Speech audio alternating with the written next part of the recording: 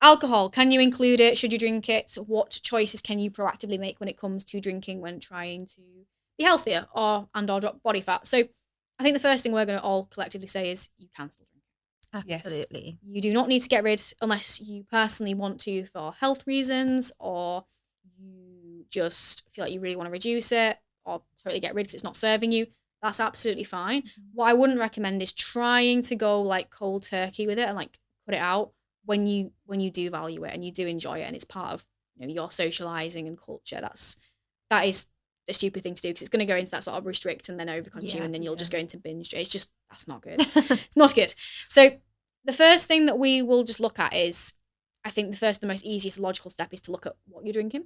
Yeah. Because everything does have quite significant different calorie value. So things that tend to be highest in calorie, wine, beer, ciders, lagers, cocktails. Cocktails so high. Very high in calories. And then also things at Christmas like Baileys and those sort of things like liqueurs. Yes. And what we're not saying here is you can't have them. And what we're not saying here is these things are bad. But it's just a bit like food and it's looking at it as if I'm trying to drop body fat, I need to be conscious of the calories I'm consuming. Therefore, if I want to drink, I could have one cocktail perhaps, or I could have 3, 4, 5 clear spirits with a mixer. And it's deciding what you want to do and what's going to serve you in that moment and maybe accepting that if you do want to go and have the cocktails, the beer, the wine, that's fine, but you are going to potentially be at maintenance or a surplus in that day and just weighing up, is that worth it for you?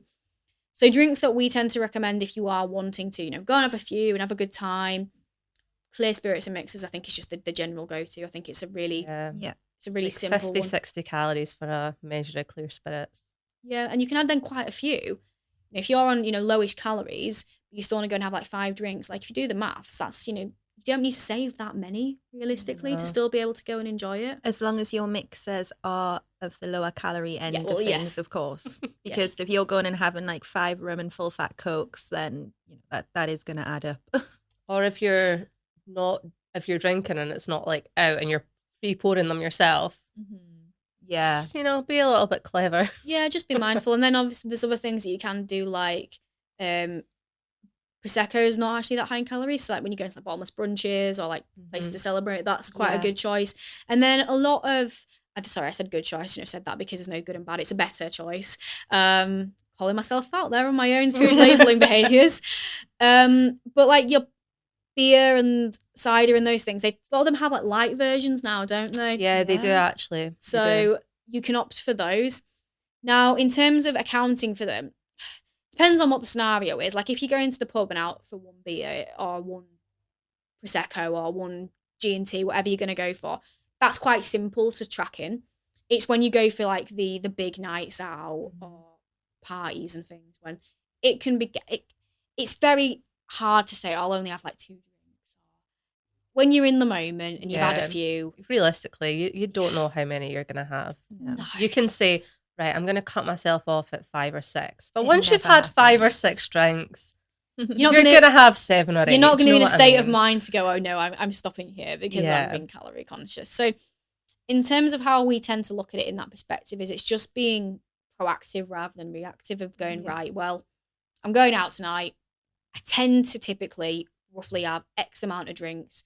Therefore, I need to save myself roughly X amount of calories. And the thing is, you save yourself 400 and you have 500.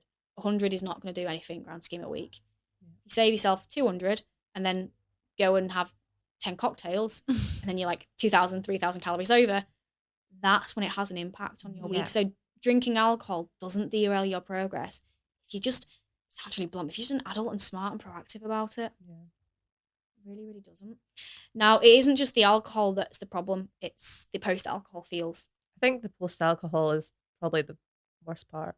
Yeah. Do you want to expand on that? Yeah, sure. So, because I've been there a few times myself. Laura's the fun one out of us, so she actually knows what she's on about when it comes to this side of thing. Me and Leanne just say, oh, that cup's of tea, like we don't can't relate really. So yeah, so I mean, even though you can't relate, like we all know that the day after you've had a drink, even if you're not necessarily hungover, you're not going to make the most nutritious choices. You're tired as well. A lot of it's tired. Yeah, like, and you're going to, I think it goes one or two ways. You'll either have, some people will just eat all day because food helps them.